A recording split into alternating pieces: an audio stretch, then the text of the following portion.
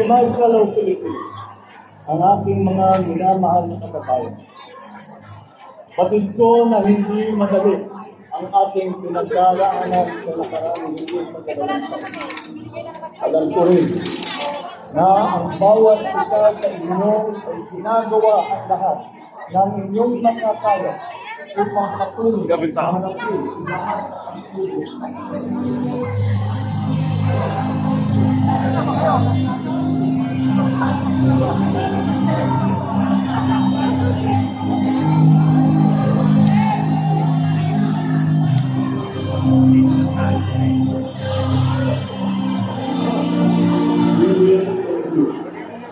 Let our Philippines sa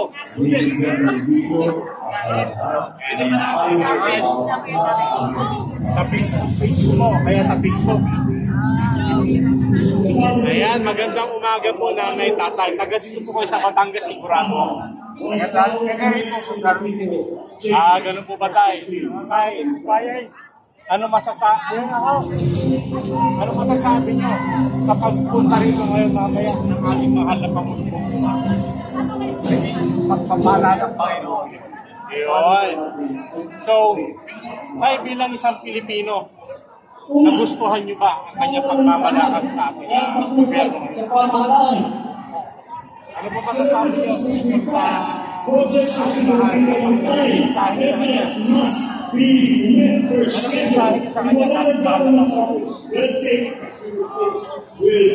Power, sir. Ikaw, nanay, baka may gusto kang sabihin, nanay. Message kay Pangulo. Wala kami na siya ang aming leader. Ganun ba? Ayun. Bravo, inabot na siya ako.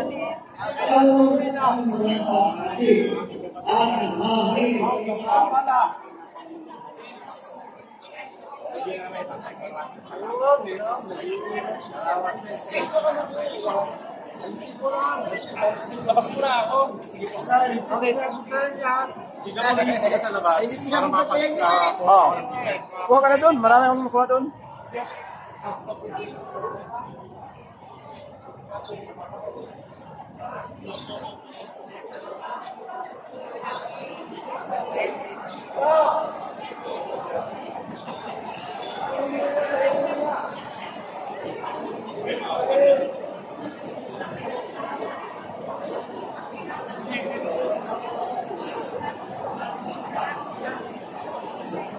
Nakapula dito sa kanan.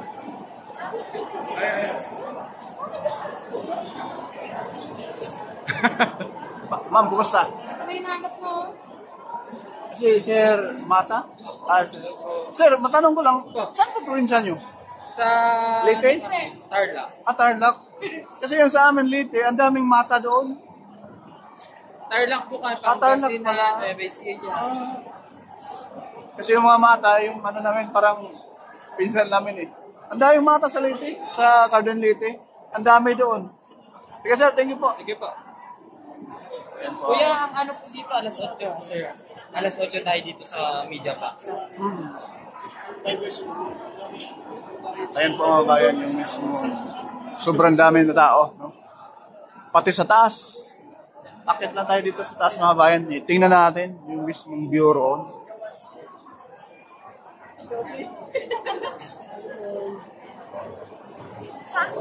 Mamamahagi ang bigay sa Batangas, Laguna at Quezon ng 0.6 na may nagana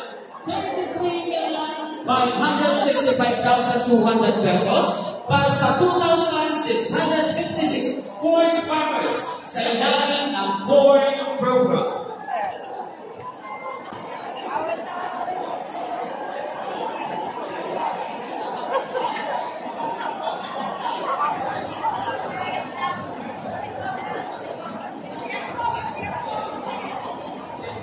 Mag-ready na po lahat ng booth natin, lahat po ng booth ng agency natin, mag-ready na po tayo.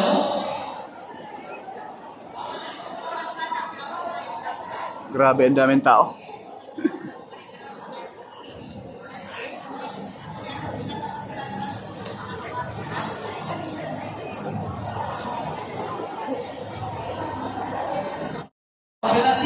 Cooperative Bank of Quezon para sa credit assistance to small farmers and fisherfolk sa ilalim ng Agri-Negosyo and Capital Access for Young Agripreneurs Program. Lalo pa natin kung maging maayos. Una, At mamamahagi ng 4,420 sacks of organic fertilizer na may halagang 1,657,500 pesos sa ilalim ng National Urban and Peri-Urban Agriculture Program. Yung sumit ninyo at talagang manigay. Pangalawa, bawal ang mga hindi naman at sa bawang Pilipinas, bawal ang walas. Pangatlo, bawal ang mga Mula sa Philippine Covenant Authority, mamahagi ng mahigit 143 pieces of coconut seedlings. tapos na ang pataon ng pag-uwiyakoy sa Mula sa Philippine Covenant Authority, mamahagi ng mahigit 143,000 pieces of coconut seedlings na may halagang 12,250,775 pesos para sa mga coconut farmers ng probinsya ng Batangas, Laguna at Quezon.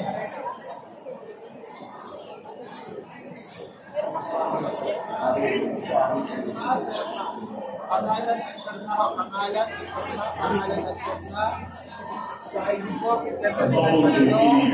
Mamamahagi ng PCA ng 57,464 pieces of coconut seedlings na may halagang 8,044,900 pesos para sa 321 coconut farmers ng Batangas.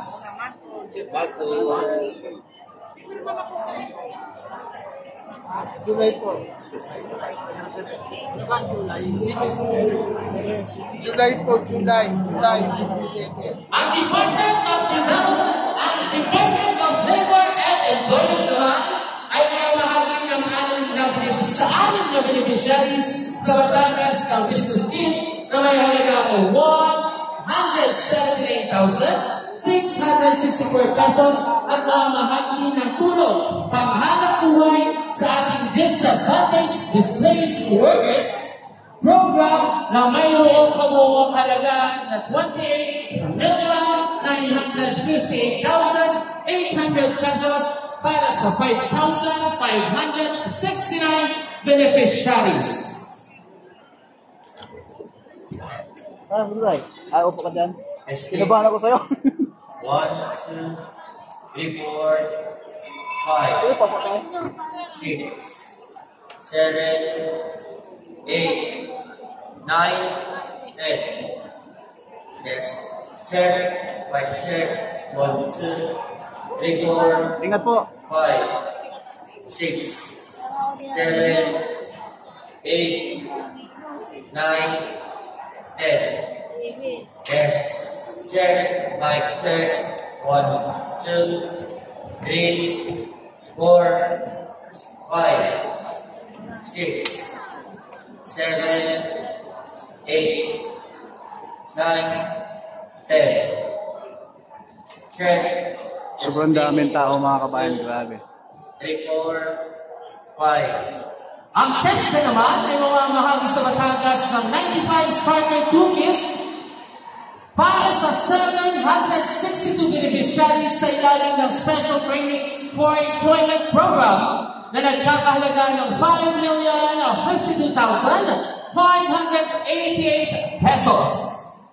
Makakatanggap din ang 265 beneficiaries ng Batangas ng kabuuang halaga na 478,240 pesos sa ilalim ng Training for Work Scholarship Program, Special Training and Employment Program, and Coconut Farmers Scholarship Program.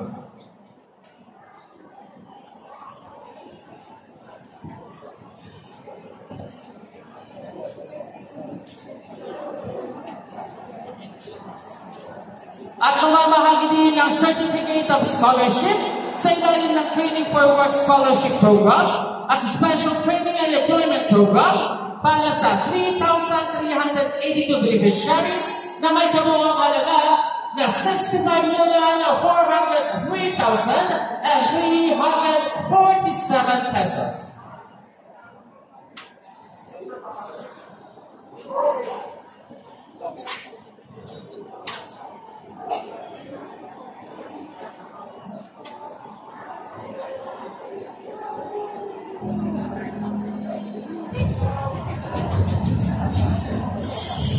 I'm here not to talk about the past. I am here to tell you about our future. Mula naman sa Department of Trade and Industry ay mamamahagi sa 4 na beneficiaries ng Batangas ng Sari Sari Stores Business Kit na may kabuuang halaga na 40,000 pesos.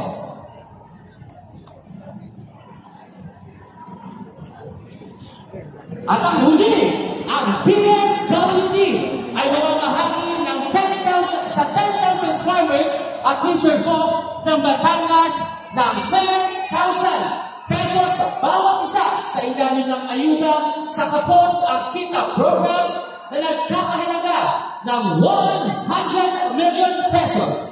Mamamahagi din ng cash assistance na may kabuuang halaga na 4,235,600 pesos para sa 2,353 beneficiaries ng Piling Child Development Center ng Batangas under the Supplementary Feeding Program.